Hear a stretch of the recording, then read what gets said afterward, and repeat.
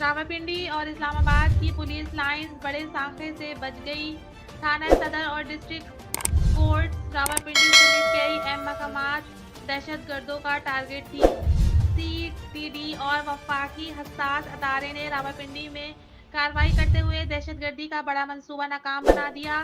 Operation کے دوران 2 انتہائی مطلوب دہشت گرد گرفتار کر لیے گئے۔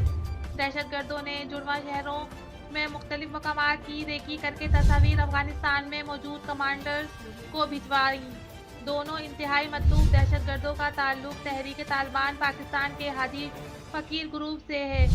سی ڈی ٹی پنجاب نے دہشت گردوں کی شناخت حیات اللہ اور وکیل خان کے نام سے کی ہے۔ دہشت گردوں نے انکشاف کیا کہ انہوں نے راولپنڈی پولیس لائنز میں حملہ آور ہونا تھا۔ تھانہ صدر اور ڈسٹرکٹ کورٹس راولپنڈی دہشت گردوں کا ٹارگٹ تھے۔